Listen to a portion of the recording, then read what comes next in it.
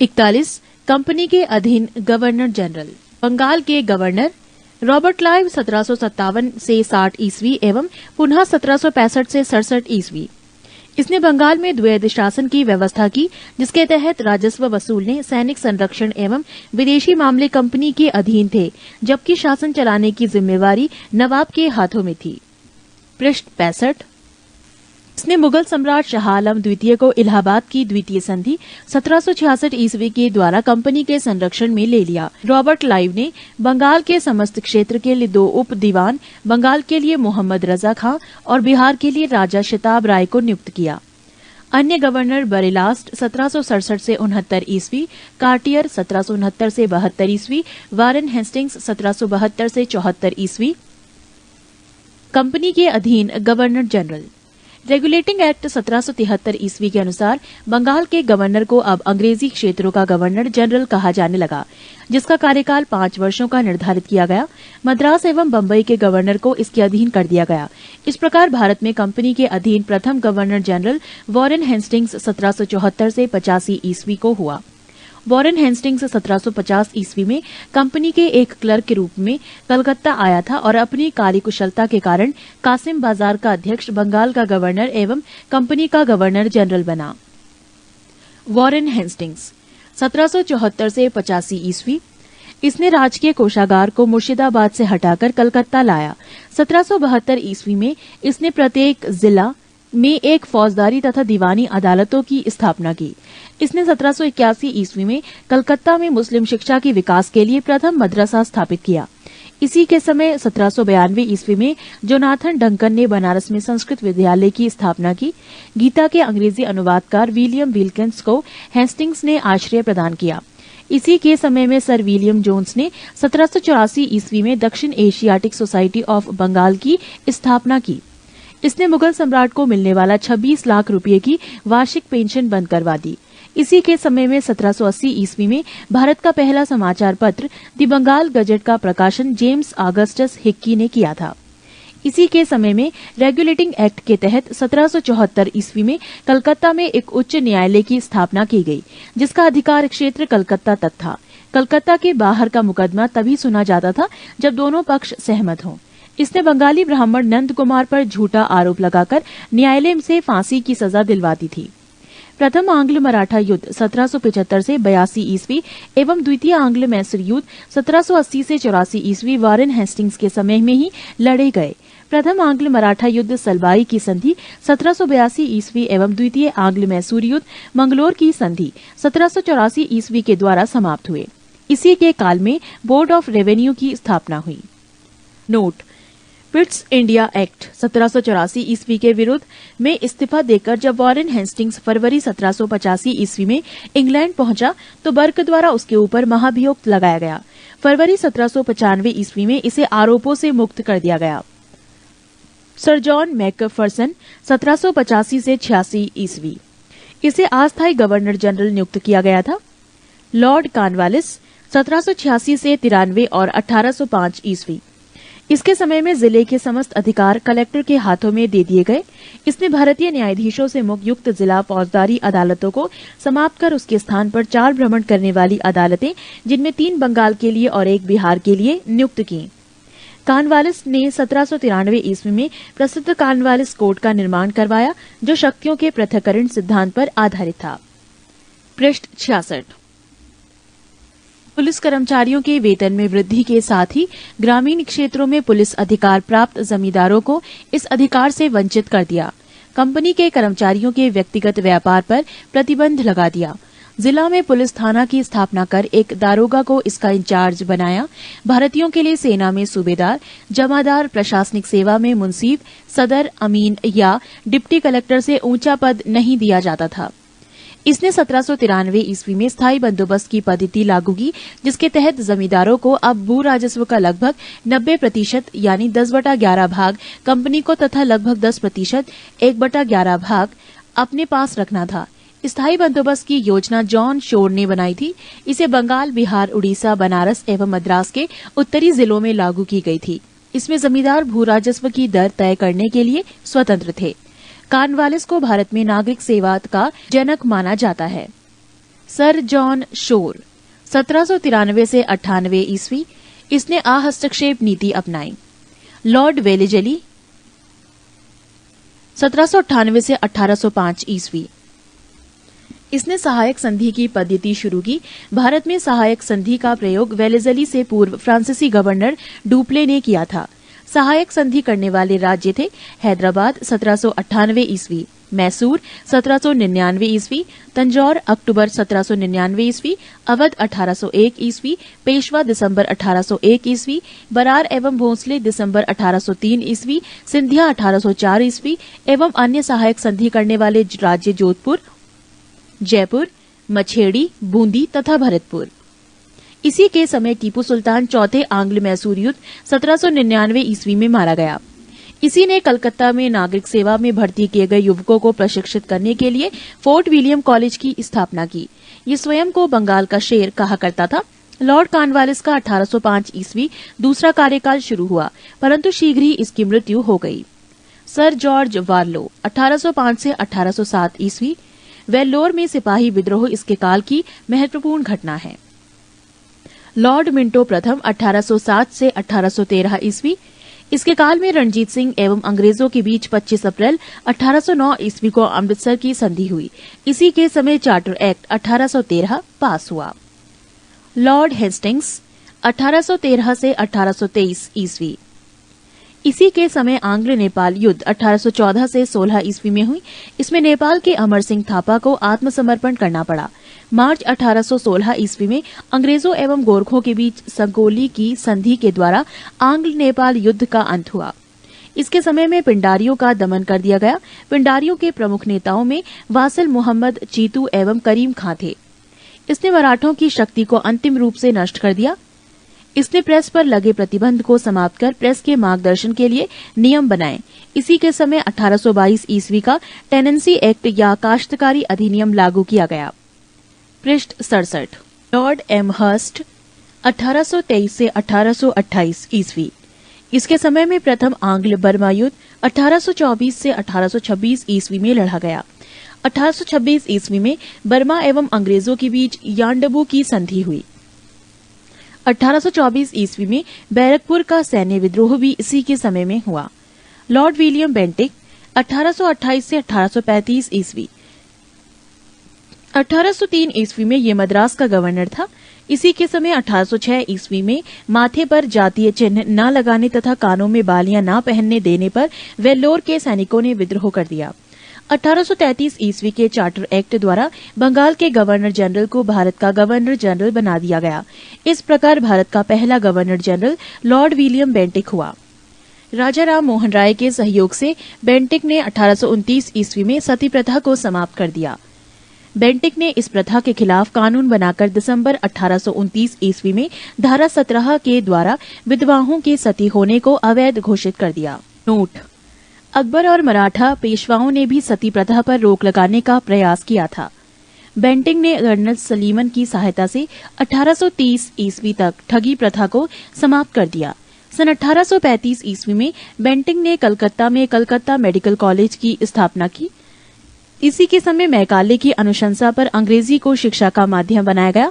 Macaulay द्वारा कानून का वर्गीकरण भी किया गया। बेंटिक ने 1831 ईस्वी में मैसूर तथा 1834 ईस्वी में कुर्ग एवं मध्य कचेर को हड़प लिया। इसने भारतीयों को उत्तरदायी पदों पर नियुक्त किया। इसने शिशु बालिका की हत्या पर भी प्रतिबंध लगा दिया।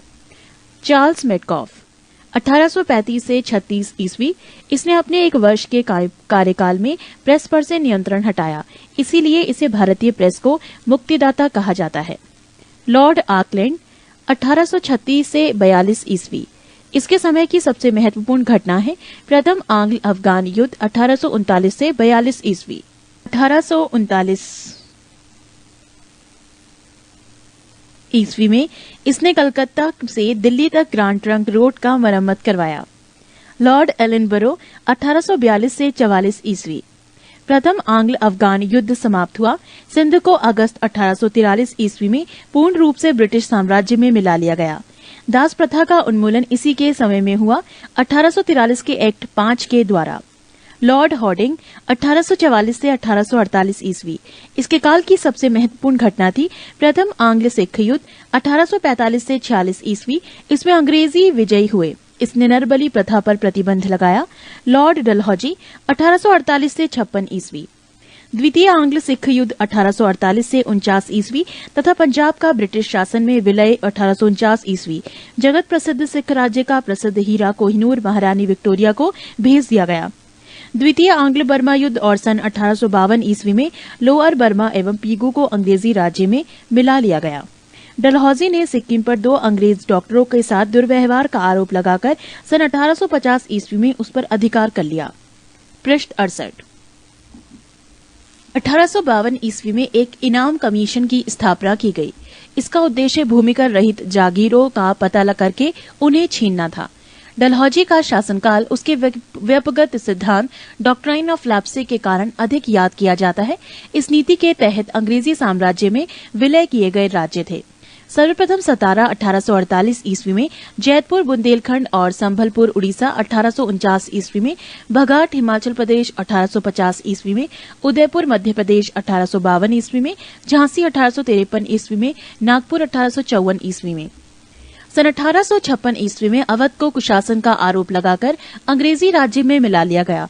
उस समय अवध का नवाब वाजिद अली शाह था। सन 1856 ईस्वी में इसने तोपखाने के मुख्यालय को कलकत्ता से मेरठ स्थानांतरित किया और सेना का मुख्यालय शिमला में स्थापित किया। शिक्षा संबंधी सुधारों में डलहौजी ने सन 1854 के वुड डिस्पैच को लागू किया।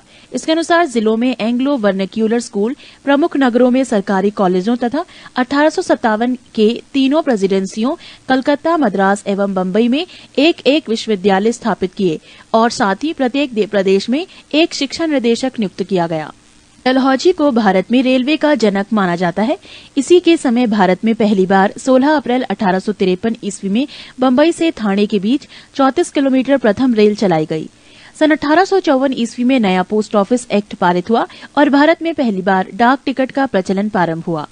इसने पृथक रूप से भारत में पहली बार सार्वजनिक निर्माण विभाग की स्थापना की।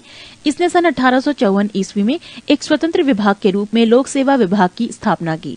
इसी के समय में 1853 में कलकत्ता एवं आगरा के बीच पहली बार बिजली से संचालित तार सेवा शुरू हुई।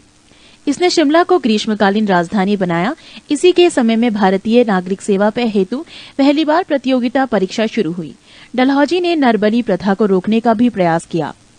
लॉर्ड कैनिंग 1856 से 62 ईस्वी भारत में कंपनी द्वारा नियुक्त अंतिम गवर्नर जनरल तथा ब्रिटिश सम्राट के अधीन नियुक्त भारत का प्रथम वायसराय था। इसके समय की सबसे महत्वपूर्ण घटना थी सन 1857 ईस्वी का ऐतिहासिक विद्रोह। इसी विद्रोह के बाद प्रशासनिक सुधार के अंतर्गत भारत का शासन कंपनी के हाथों में सीधे ब्रिटिश सरकार के नियंत्रण में ले लिया गया। कैनिंग के समय इंडियन हाई कोर्ट एक्ट पारित हुआ, जिसके द्वारा बम्बई, कलकत्ता तथा मद्रास में एक एक उच्च न्यायालय की स्थापना की गई। 1856 ईस्वी में कैनिंग के समय में ही सन 1856 ईस्वी में विधवा पुनर्विवाह अधिनियम पारित हुआ। मैकाले द्वारा प्रारूपित दंड संहिता को 1858 ईस्वी में कानून बना दिया गया तथा सन 1859 ईस्वी में अपराध विधान संहिता लागू की गई। व्यपगत सिद्धांत डॉक्ट्राइन ऑफ लैप्से यानी राज्य विलय की नीति को समाप्त कर दिया गया। 1861 ईस्वी में इंडियन कौंसिल एक्ट पारित हुआ तथा पोर्टफोलियो प्रणाली लागू की गई। लॉर्ड एल्गिन 1862 से 63 ईस्वी इसने वहाबी आंदोलन का दमन किया। 1863 ईस्वी में धर्मशाला, हिमाचल प्रदेश में इसकी मृत्यु हो गई। पृष्ठ 69। लॉर्ड लॉरेंस 1864 से 59 ईस्वी 1865 ईस्वी में भूटान ने ब्रिटिश साम्राज्य पर आक्रमण किया। अफगानिस्तान के संबंध में इसने हस्तक्षेप की नीति अपनाई, जिसे शानदार निष्क्रियता के नाम से जाना जाता है। इसी के समय में उड़ीसा में सन 1866 में तथा बुंदेलखंड एवं राजपुताना में 1868 से 69 ईस्वी में भीषण अकाल पड़ा। इसने चैम्बरवेल हेनरी के नेतृत्व में एक अकाल आयोग का गठन किया। सन 1865 ईस्वी में इसके द्वारा भारत एवं यूरोप के बीच प्रथम समुद्री टेलीग्राफ सेवा शुरू की गई। लॉर्ड मेयो 1869 से 72 ईस्वी लॉर्ड मेयो ने अजमेर में मेयो कॉलेज की स्थापना की। इसने सन 1872 ईस्वी में एक कृषि विभाग की स्थापना की। एक अफगान ने सन 1872 ईस्वी में चाकू मारकर इसकी हत्या कर दी। लॉर्ड नॉर्थबुक 1872 से 76 ईस्वी। इसके समय में बंगाल में भयानक अकाल पड़ा। इसने बड़ौदा के मल्हार राव गायकवाड़ को भ्रष्टाचार के आरोप में पदच्युत कर मद्रास भेज दिया। लॉर्ड नॉर्थबुक ने ये घोषणा की, मेरा उद्देश्य करों को हटाना तथा अनावश्यक वैधानिक कार्यवाहियों को बंद करना है। पंजाब का प्रसिद्ध कूका आंदोलन इसी के समय में हुआ। इसी के समय में सुएज नहर खुल जाने से भारत एवं ब्रिटेन के बीच व्यापार में वृद्धि हुई। लॉर्ड लिटन 1876 से 80 ईस्वी। ये एक प्रसिद्ध उपन्यासकार, निबंध लेखक एवं साहित्यकार था। साहित्य आकाश में इसे ओवन मेरिडिथ के नाम से जाना जाता था। इसके समय में बंबई, मद्रास, हैदराबाद, पंजाब, मध्य भारत आदि में भयानक अकाल पड़ा। लिटल ने रिचर्ड स्टैची की अध्यक्षता में एक अकाल आयोग की स्थापना की। 1 जनवरी 1877 ईस्वी को ब्रिटेन की महारानी विक्टोरिया को केसरे हिंद की उपाधि से सम्मानित करने के लिए दिल्ली दरबार का आयोजन किया गया। मार्च 1878 ईस्वी में लिटन ने भारतीय समाचार पत्र अधिनियम वर्नाक्यूलर प्रेस एक्ट पारित कर भारतीय समाचार पत्रों पर कठोर प्रतिबंध लगा दिए, विशेषकर राष्ट्रवादी समाचार पत्र सोम प्रकाश को प्रतिबंधित करने के लिए। नोट: पायनियर अखबार ने वर्नाक्यूलर प्रेस एक्ट 1878 का समर्थन किया। इसी के समय में सन 1878 ईस्वी को भारतीय शस्त्र अधिनियम पारित हुआ, जिसके तहत शस्त्र रखने एवं व्यापार करने के लिए लाइसेंस को अनिवार्य बना दिया गया। इसने सिविल सेवा परीक्षाओं में प्रवेश की अधिकतम आयु सीमा 21 वर्ष से घटाकर 19 वर्ष कर दी। लिटन ने अलीगढ़ में एक मुस्लिम एंग्लो प्राच्य महाविद्यालय की स्थापना की। लॉर्ड रिपन 1880 से 1884 ईस्वी। रिपन ने सर्वप्रथम समाचार पत्रों की स्वतंत्रता को बहाल करते हुए सन 1882 ईस्वी में वर्नाक्यूलर प्रेस एक्ट को समाप्त कर दिया। इसने सिविल सेवा में प्रवेश की आयु को 19 वर्ष से बढ़ाकर 21 वर्ष कर दिया। इसने स्थानीय स्वशासन की शुरुआत की। इसके समय में ही भारत में सन 1881 ईस्वी में सर्वप्रथम नियमित जनगणना करवाई गई। तब से लेकर अब तक प्रत्येक 10 वर्ष के अंतराल पर जनगणना की जाती है। नोट: भारत में पहली बार जनगणना सन 1872 ईस्वी में हुई। पृष्ठ 70। रिपन के द्वारा ही सन 1881 ईस्वी में प्रथम कारखाना अधिनियम लाया गया। रिपन के समय में शैक्षिक सुधारों के अंतर्गत विलियम हंटर की अध्यक्षता में एक आयोग गठित किया गया। इसके समय में यूरोपियों के विरुद्ध भारतीय न्यायाधीशों द्वारा मुकदमे की सुनवाई के लिए एल्बर्ट विधेयक प्रस्तुत किया गया, लेकिन यूरोप वासियों के प्रबल विरोध के कारण इसे वापस लेना पड़ा। अंग्रेजों द्वारा इस विधेयक के विरोध में किए गए विद्रोह को श्वेत विद्रोह के नाम से जाना जाता है। फ्लोरेंस नाइटिंगेल ने रिपन को भारत के उद्वारक की संज्ञा दी। लॉर्ड डफरिन 1884 से 1888 ईस्वी। इसके समय तृतीय आंग्ल बर्मा युद्ध 1885 से 88 ईस्वी हुआ और बर्मा को अंतिम रूप से अंग्रेजी राज्य में मिला लिया गया। इसी के समय में Bengal tenancy act, Awadh tenancy act तथा पंजाब टेनेंसी एक्ट पारित हुआ। इसके समय की सबसे महत्वपूर्ण घटना थी 28 दिसंबर 1885 ईस्वी को बंबई में A.O. ह्यूम के नेतृत्व में भारतीय राष्ट्रीय कांग्रेस की स्थापना। लॉर्ड लैंसडाउन 1888 से 94 ईस्वी। भारत और अफगानिस्तान के मध्य सीमा रेखा ड्यूरंड रेखा का निर्धारण इसी के समय हुआ। 1891 ईस्वी में दूसरा कारखाना अधिनियम लाया गया, जिसमें स्त्रियों को 11 घंटे प्रतिदिन से अधिक काम करने पर प्रतिबंध लगाया गया। साथ ही सप्ताह में एक दिन छुट्टी की व्यवस्था की गई। लॉर्ड एलिगिन द्वितीय 1894 से 99 ईस्वी। भारत को तलवार के बल पर विजित किया गया है और तलवार के बल पर ही इसकी रक्षा की जाएगी। ये कथन लॉर्ड एलिगिन द्वितीय का है। 1895 से 98 ईस्वी के मध्य उत्तर प्रदेश, बिहार, पंजाब एवं मध्य प्रदेश में भयंकर अकाल पड़ा। लॉर्ड कर्जन 1899 से 1905 ईस्वी। कर्जन ने सन 1901 ईस्वी में सर कॉलिन स्कॉट मॉनक्रीफ की अध्यक्षता में एक सिंचाई आयोग, 1902 ईस्वी में सर एंड्रयू फ्रेजर की अध्यक्षता में एक पुलिस आयोग एवं सर टॉमस रेले की अध्यक्षता में विश्वविद्यालय आयोग की स्थापना की। 1904 में भारतीय विश्वविद्यालय अधिनियम पास किया गया। इसने सर एंटनी मैकडॉनल्ड की अध्यक्षता में एक अकाल आयोग का गठन किया। इसने सैन्य अधिकारियों के प्रशिक्षण के लिए क्वेटा में एक कॉलेज की स्थापना की। प्राचीन स्मारक परीक्षण अधिनियम 1904 ईस्वी के द्वारा कर्जन ने भारत में पहली बार ऐतिहासिक इमारतों की सुरक्षा एवं मरम्मत की ओर ध्यान दिया। इस कार्य के लिए कर्जन ने भारतीय पुरातत्व विभाग की स्थापना की। इसी के कार्यकाल के दौरान कलकत्ता में विक्टोरिया मेमोरियल हॉल का निर्माण हुआ। कर्जन के भारत विरोधी कार्यों में सर्वाधिक महत्वपूर्ण कार्य था। 1905 में बंगाल का विभाजन। लॉर्ड मिंटो द्वितीय 1905 से 1910 ईस्वी। इसके मध्य में आगा खां एवं सलीम उल्लाह खां के द्वारा ढाका में 1906 ईस्वी में मुस्लिम लीग की स्थापना की गई। 1907 ईस्वी के कांग्रेस के सूरत अधिवेशन में कांग्रेस का विभाजन हो गया। पृष्ठ 71।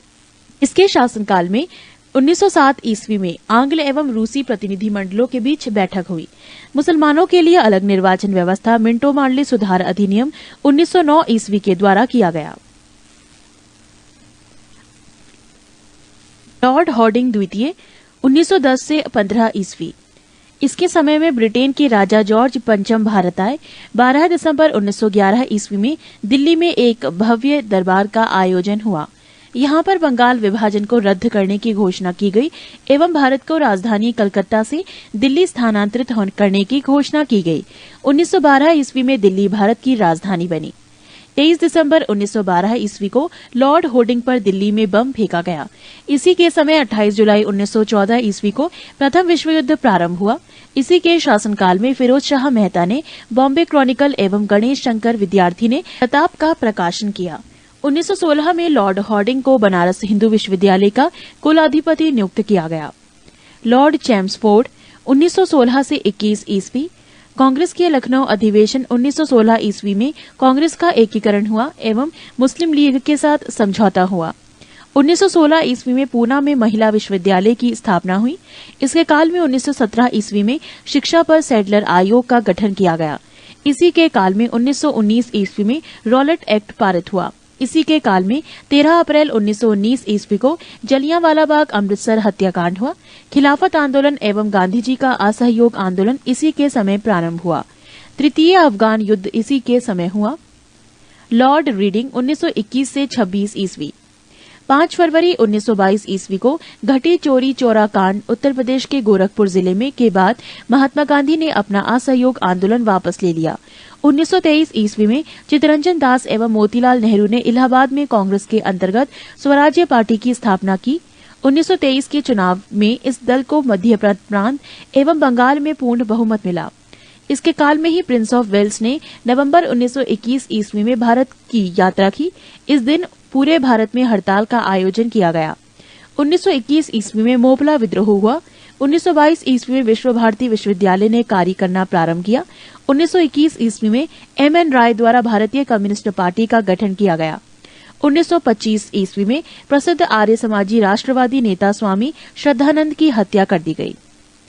लॉर्ड इरविन 1926 से 31 ईस्वी। 3 फरवरी 1928 ईस्वी साइमन कमीशन बंबई पहुंचा। 12 मार्च 1930 ईस्वी में गांधी जी के द्वारा सविनय अवज्ञा आंदोलन प्रारंभ किया गया। लाला लाजपत राय की मृत्यु के बदले में भारतीय चरमपंथियों द्वारा दिल्ली के असेंबली हॉल में 1929 ईस्वी में बम फेंका गया। इसी के समय में लाहौर जेल में जतिन दास ने 13 जुलाई 1929 को भूख हड़ताल शुरू की और भूख हड़ताल के 63वें दिन 13 सितंबर 1929 ईस्वी को उनकी मृत्यु हो गई। भूख हड़ताल का कारण भारतीय एवं अंग्रेज के दिनों के बीच व्यवहार में किया जाने वाला भेदभाव था। 1929 ईस्वी में कांग्रेस के लाहौर अधिवेशन में पूर्ण स्वराज्य का लक्ष्य निर्धारित किया गया और 26 जनवरी 1930 ईस्वी को स्वतंत्रता दिवस मनाने की घोषणा की गई। पृष्ठ 72। 12 नवंबर 1930 ईस्वी को लंदन में प्रथम गोलमेज सम्मेलन हुआ। इस सम्मेलन में कांग्रेस ने भाग नहीं लिया। 5 मार्च 1931 ईस्वी को गांधी इरविन समझौते पर हस्ताक्षर किया गया और साथ ही सविनय अवज्ञा आंदोलन को स्थगित किया गया। लॉर्ड वेलिंगटन 1931 से 36 ईस्वी। इसके समय में लंदन में 7 सितंबर से 1 दिसंबर 1931 ईस्वी तक द्वितीय गोलमेज सम्मेलन का आयोजन हुआ। इस सम्मेलन में कांग्रेस ने भी भाग लिया। कांग्रेस का प्रतिनिधित्व महात्मा गांधी ने किया। दूसरे गोलमेज सम्मेलन की असफलता के बाद महात्मा गांधी ने 3 जनवरी 1932 ईस्वी को दोबारा सविनय अवज्ञा आंदोलन प्रारंभ किया। 16 अगस्त 1932 ईस्वी में रैमजे मैकडॉनल्ड ने विवादास्पद सांप्रदायिक पंचायत की घोषणा की। इसके अनुसार दलितों को हिंदुओं से अलग मानकर उन्हें अलग प्रतिनिधित्व देने का कहा गया और दलित वर्गों के लिए अलग निर्वाचन मंडल का प्रावधान किया गया। इससे गांधी जी बहुत दुखी हुए और इन्होंने इसे हटाने के लिए आमरण उपवास आरंभ कर दिया। अंत में एक समझौता, जिसे प्रायः पूना समझौता कहते हैं, किया गया, जिसमें दलित वर्गों के लिए साधारण वर्गों में ही सीटों का आरक्षण किया गया। पूना समझौता 24 सितंबर 1932 को हुआ। 17 नवंबर से 24 दिसंबर 1932 ईस्वी तक लंदन में द्वितीय गोलमेज सम्मेलन का आयोजन हुआ। कांग्रेस ने इसमें भाग नहीं लिया। बिहार में 1934 ईस्वी में भयंकर भूकंप आया। भारत सरकार अधिनियम 1935 पास किया गया। लॉर्ड वेलिंगटन ने कांग्रेस के बंबई अधिवेशन 1915 ईस्वी में हिस्सा लिया था। इस अधिवेशन की अध्यक्षता सर सत्येंद्र प्रसन्न सिन्हा ने की थी।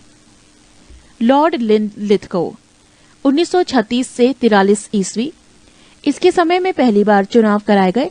कांग्रेस ने 11 में से 7 प्रांतों में अपनी सरकारें बनाई। 1 सितंबर 1939 ईस्वी को द्वितीय विश्व युद्ध प्रारंभ हुआ।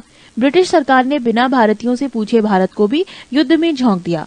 कांग्रेस ने इसका विरोध करते हुए नारा दिया, ना कोई भाई ना कोई पाई, और इसने अपने द्वारा शासित प्रांतों के सभी मंत्रिमंडलों को त्यागपत्र दे दिया। 1 मई 1939 ईस्वी में सुभाष चंद्र बोस ने फॉरवर्ड ब्लॉक नाम की एक नई पार्टी बनाई। 1940 ईस्वी में लीग के लाहौर अधिवेशन में पहली बार पाकिस्तान की मांग की गई। 8 अगस्त 1940 ईस्वी को अगस्त प्रस्ताव अंग्रेजों के द्वारा लाया गया। 1942 ईस्वी में क्रिप्स मिशन भारत आया। 9 अगस्त 1942 ईस्वी को कांग्रेस ने भारत छोड़ो आंदोलन प्रारंभ किया। 1943 ईस्वी में बंगाल में भयानक अकाल पड़ा। लॉर्ड वेवेल 1944 से 47 ईस्वी। शिमला समझौता 1945 ईस्वी में हुआ। कैबिनेट मिशन 1946 ईस्वी में भारत आया। इस मिशन के सदस्य थे Stafford Cripps, Pethick Lawrence, A.B. Alexander. 20 फरवरी 1947 ईस्वी में प्रधानमंत्री lord Clement Attlee Labour party ने हाउस ऑफ कॉमन्स में ये घोषणा की कि जून 1948 ईस्वी तक प्रभुसत्ता भारतीयों के हाथ में दे देंगे।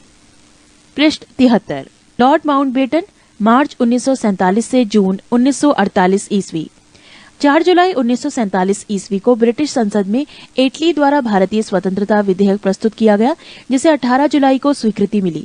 विधेयक के अनुसार भारत और पाकिस्तान 2 स्वतंत्र राष्ट्रों की घोषणा की गई। 15 अगस्त 1947 ईस्वी को भारत स्वतंत्र हुआ। स्वतंत्र भारत का प्रथम गवर्नर जनरल लॉर्ड माउंटबेटन हुए। नोट: स्वतंत्र भारत के प्रथम एवं अंतिम भारतीय गवर्नर जनरल चक्रवर्ती राजगोपालाचारी हुए।